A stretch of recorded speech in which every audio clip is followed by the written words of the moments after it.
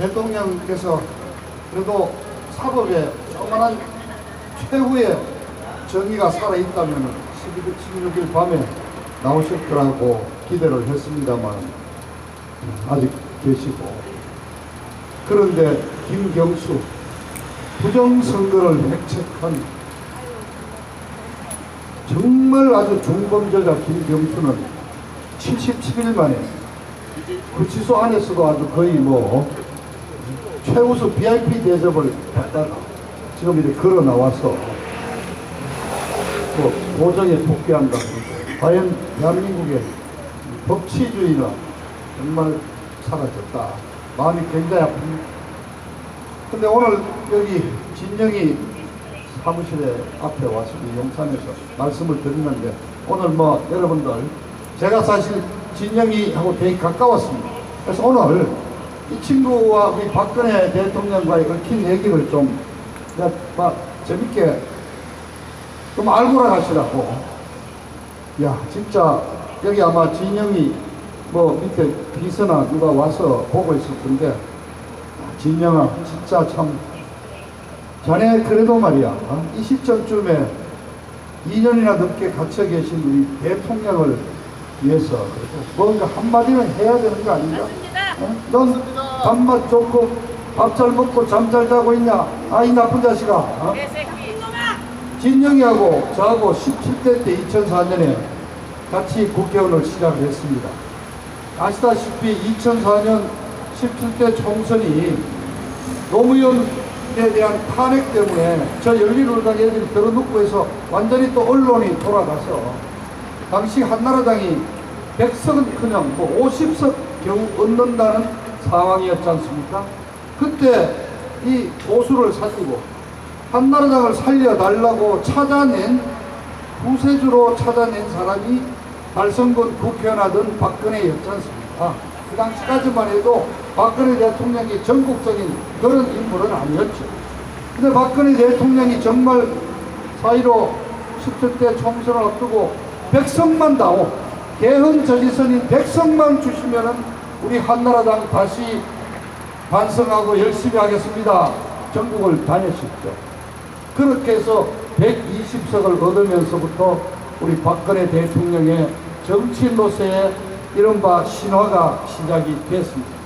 이곳 용산에도 제가 알기로 2번 오셔서 지원을 했었거든요. 왜냐? 이 용산 지역이 지금은 이렇게 상전벽해가 된 것처럼 고층 빌딩이 들었었지만은 사실은 역전 주변에 여러 가지 어려웠고 서울역하고 연결이 돼서 이쪽이 야당세가 상당히 강했던 곳입니다. 그래서 어려운 곳이라고 아마 17대 때 2번을 여기 오셨던 거로 제가 기억을 합니다. 그래 같이 2번을 했는데 저는 언론계 오래 있었다고 홍보위원장이 됐고 진영이는 바로 비서실장이 됐죠.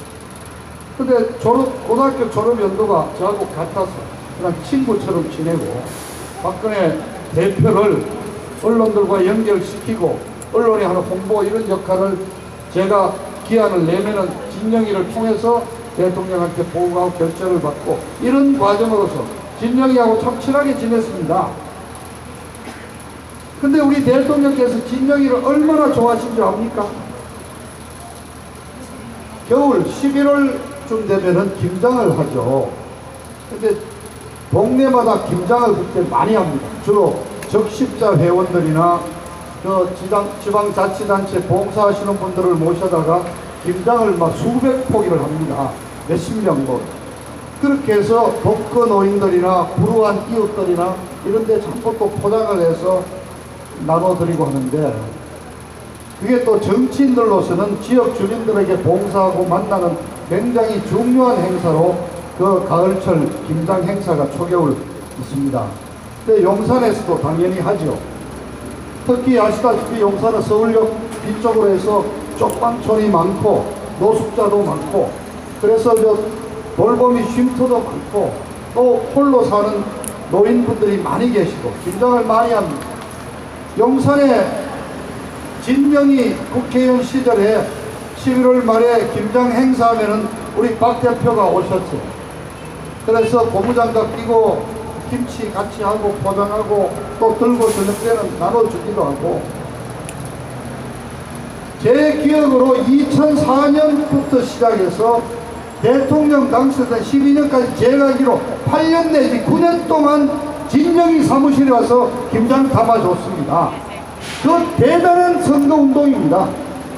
박근혜 대표 당시에 한번 불러서 모시고 행사하려고 그런 사람이 막 국회의원마다 다 그러는데, 진영이 조용하게 있는 진영이 김장철 되면은 오셔서 김장 담아줍니다. 그래서 그 언론에 다 보도가 되고, 그런 개인적인 페이버를 진영에게 정말 했습니다.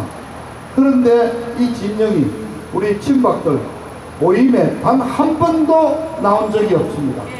지 말은 그래요. 나는 뒤에서 조용히 대표를 모시고 있다. 근데 정말입니다. 우리보다도 더 대표께서 진영이를 이뻐하셨다고. 그런데 2007년 우리가 경선에서 지고 이명박 정권이 들어서고 나서 박근혜 대통령 한 3, 4년 정말 푸대접 받았죠. 그냥 푹 정말 삼성동에 처박혀 계시고 국회 그저 왔다 갔다 하실 그동안에 진영이가 우리 대통령을 잘 모셨냐, 이게 거의 코빼기도 안 보였죠. 그래도 우리 박근혜 대표 그때도 11월만 되면은 진영이 지역구에 와서 김장 담아 주시더라고요. 그리고 12년 대선이 되니까 또 진영이가 필요하니까 진영이를 불러서 일을 시키래요. 그리고 당선되고 나자마자 13년 1월달 인수위원회 구성되자마자 진영이가 바로 인수위원회 부위원장으로서 사실상 모든 정책 그 제안을 총괄해서 정리하는 총괄본부장을 맡았고, 대통령 취임하시고 나서 초대 내각의 보건복지부 장관도 또 임명을 했지 않습니까? 정말 이 정도로 신임을 했습니다. 그런데 이렇게 지금 딴 동네로 가서 대통령을 탄핵하고 대통령을 감옥에 쳐넣는데 단 한마디 말도 없는 비서실장 노릇을 했단 말이에요. 이 인간입니까? 인간 아니에요, 이 자식은. 자, 장관직 할 때 사퇴를 했죠. 좋습니다. 장관과 대통령 사이도 정책을 두고 얼마든지 갈등이 있을 수 있고, 그런 갈등을 갖고 서로 조정해 나가고 하는 게 정치지요. 그 진영이 말을 빌린다면은 지가 5번이나 설득을 했는데도 대통령이 안 들어주신다. 그래서 자기는 사표를 냈다. 또 대통령이 사표를 관리하고 또 설득을 하고 했는데 끝까지 장관을 그만두고 나갔습니다. 그까지는 좋습니다. 어떻게 보면은 소신 있는 장관이라고도 할 수 있고요. 내용은 간단합니다.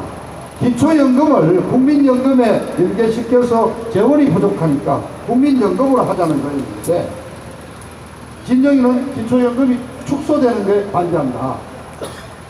그런 토론은 있을 수 있습니다. 그러나 중요한 것은 최종 결정권자는 누구냐? 그건 대통령인 것입니다. 왜냐? 대통령이 장교를 임명을 했고 모든 정책을 이 A, B, C, D 5개든 6개든 복수의 건의를 받아서 결정을 하는 것은 대통령이고, 그렇게 해서 선거에서 심판을 받는 게 대통령이기 때문에 대통령이 결정하는 겁니다. 장관은 영어로 세크리턴 그대로 비서입니다. 대통령이 임명한 강요로서는 자기 소신껏 자기의 전문성에 맞게 건의를 하면 되는 것이고, 그게 받아들이지 않으면은 서울한 감에서도 승복을 해야 하는 겁니다. 그리고 진영이가 승복하고 있었다면은 진영이도 존경하는 참친이 될 수 있었던 거예요. 그러나 장관 물러난 이후 대통령 물러날 때까지 진영이가 어떤 행태를 보였어요? 그냥 대통령하고 아예 그냥 등 돌리고, 그러다가 16년 2월경 이쪽이 용산 지역을 여성 어떤 특별 공천 지역으로 정하겠다고 이런 소문이 돌고 하니까, 그러면은 지가 소신 있고 제대로 박힌 정신 있던 정치 지도자라면은 승복을 해야죠. 당 결정에. 그건 어떻게 했습니까? 곧바로 그냥 더불어민주당으로 가서 민주당 국회로 나왔지 않습니까? 이미 3선의 경력을 갖고 있고 우리는 여성 시민을 떨어졌죠. 그래, 정책으로서 갈등을 할 수는 있는데 그 갈등을 정책을 안 받아줬다고 당을 바꿔?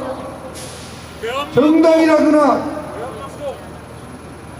이런 건 이념을 갖고 왔는데, 그렇다면은 도대체 진영이의 이념은 뭐였던가 말이지. 아니, 국민연금을 기초연금과 같이 하고 안 하고 그 정도 문제가 아니라, 그러면 이 진영이라는 자식은 처음부터 무상복지하는 민주당 정책을 지지하고 있었던가? 그래서 저는 진짜 묻고 싶어요. 나 이 진영이 이놈한테, 너 진짜 우익이냐 아니면 좌파냐 말이야. 너 그동안 더불어민주당하고 올려다니면서 뒷공무니 받은 돈이냐 말이야. 어떻게 신념을 바꿔갖고 한나라당 국회의원 놈이 새누리당 저 더불어민주당으로 갑니까? 그 대통령의 비서실장까지 하고 장관을 한 친구가 여기에서 진영이라는 인간의 가치는 그냥 똥통에 떨어진 거예요. 신념도 없는 거예요. 오로지 진영이 머릿속에 드는 거는 돌이켜보니까 국회의원 한 번 더 해먹는 거야. 더불어민주당 가서 국회의원 한 번 더 해먹었어. 그러나 더불어민주당에서도 포기해. 이건 국회의원이 아니야. 대가리 속에는 출세만 생각하는 놈이야 이게. 신념을 갖고 움직여야지. 명색이 먹물 먹었다는 우리가 또 국회의원을 3번째 4번까지 했는데, 그렇게 그냥 국회를 한 번 더 하기 위해서 그렇게 각별히 총회를 하고 선거 때마다 와서 또 연설해 주시고 한 그 대통령을 그냥 하루아침에 버리고 저쪽 더불어민주당에 가서 또 국회의원 빠지다니. 그래서 앞서 연설에서 우리 박성현 대표가 탄핵 때 정말입니다, 인간적인 의리로 왔어.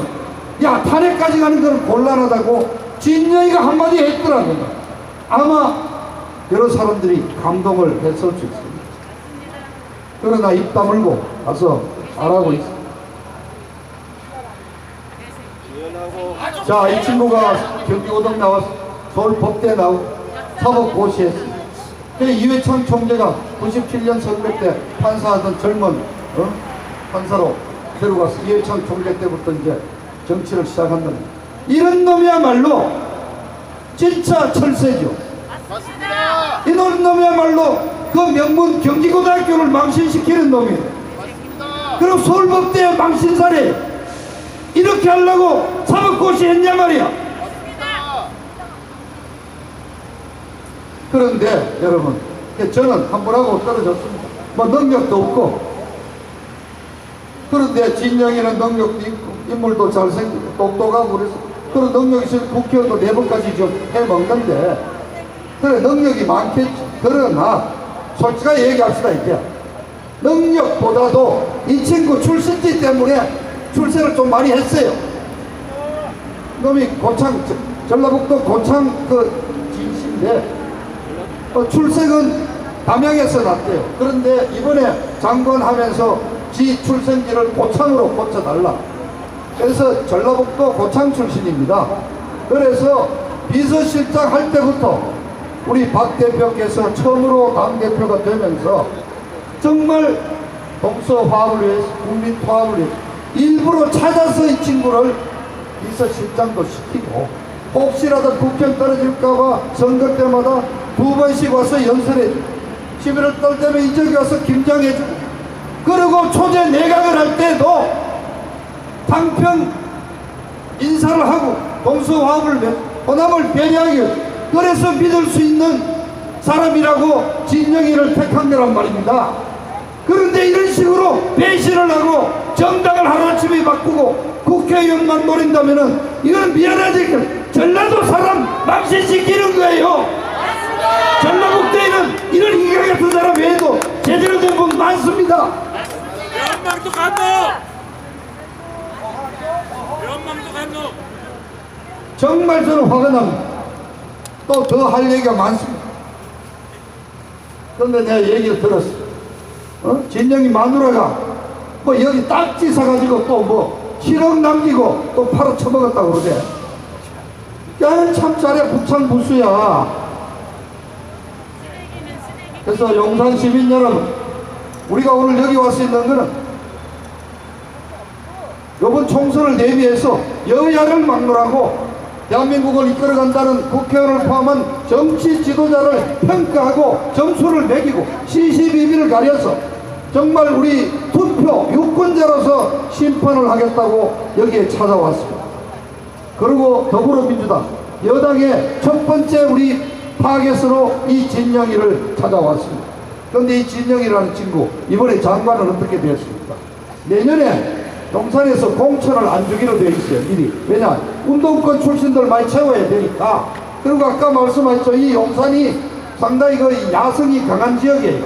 역전 주변에 여러 가지 해서 이 지역적인 안배가 그렇게 해서 운동권 하나 주는 거로 하고 그 대신 보너스를 하나 준 겁니다. 장관까지. 참 대단한 친구예요. 남들은 구경도 못하는 장관을 그냥 2번씩이나 하고 그것도 정당을 바꿔가면서 아마 기록을 많이 세울 거예요. 그래서 제가 참 옛날 그래도 같이 친구처럼 지냈던 그 정리로 제가 좋은 충고를 하나 드리죠. 이제 내년에 국회를 떨어지고 그러면 장관 끝나는데 변호사 사무실 차려봤자 지금 나이 70이 동안 사건도 없을 거고 여기 신종상역 보니까 좋네. 여기에 저 2층에다가 사무실 하나 넣어서 처세 학원을 하나 차려.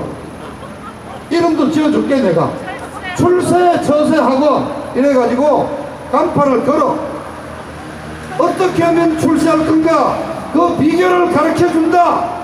어떻게 하면 장관을 2번 하느냐? 그것도 정당을 왔다 갔다 바꿔가면서 하느냐? 국회의원 4번 어떻게 할 수 있느냐? 그래도 대한민국의 지도자라는 이회창 총재를 어떻게 뺏겨먹고 박근혜 대통령을 어떻게 속여먹었는지 그 비결을 가르쳐준다. 그리고 부업으로 우리 마누라가 나와서 딱지 사가지고 돈 버는 방법도 가르쳐준다. 그러면 문전성시를 이룰 거야 이 사람아. 야 그래도 좋은 아이디어도 주고 간판까지 지어줬으니까 야 보좌관 시켜서 나중에 감사하다고 상품권이라도 하나 보내줘. 박근혜 대통령님 김장을 얻어먹었던 분들 여기 이 지역에 수만 명이 계시다고. 대통령이 9년을 와서 김장을 드린 동네예요. 여기 여성분들 계시잖아요. 그게 얼마나 여성으로서 와서 이 지역 국회에 대한 그 애정과 사랑을 보탠 사람입니까? 그렇게 호남 출신의 인물을 하나 만들어서 우리 보수의 인간을 하나 키워보겠다고 대통령이 정말 도와주셨는데 그래 이렇게 진영이를 여기서 그래 딱지도 사서 돈도 벌고 장관도 2번이나 하고 그렇지. 내년에 공천 안 주기로 됐고 그래 장관 얻어먹기로 그렇게 약속을 하고 나서 안 되니까 내년에는 그것도 하면 되는 저 바른미래당도 있고 바른미래당은 깨진다니까 민중당이나 정의당 가서 이제 뭐 노동운동하면 해보지 뭐 그랬어. 뭐 이런 친구는 영혼이 없는 사람 아니에요. 이런 친구가. 우리가 국회의원실이 좀 정의당 가서 또 민노총하지 뭐 그러면. 미안 진영이 하나 더 가르쳐줘. 내년에는 정의당이나 민중당을 한번 찾아가 봐. 그러면 또 한 자리 시켜줄 수도 있으니까. 그러면 세계 정당에서 국회의원 5번 해본 사람으로 또 그것도 잘 될 수 있을 거 아니야.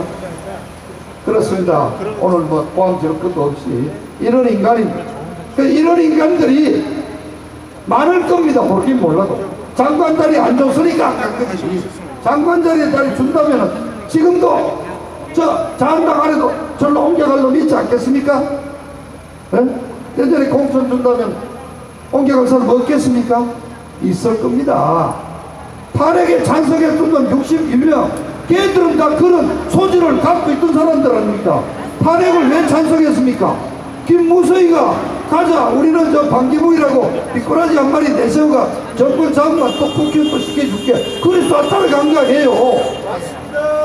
그러니까 탄핵에 찬성한 자들은 전부 다 언제든 자기의 부귀 영화를 위해서 주군을 배신하고 정당도 배신하고 국민도 배신하고 찾아갈 수 있다는 말씀 여러분 기억하시고, 정말 우리는 우리가 갖고 있는 이 투표로서 이런 배신자, 이런 쓰레기, 이런 영혼이 없는 국회의원들을 심판하셔야 된다는 말씀을 드립니다. 여러분 감사합니다.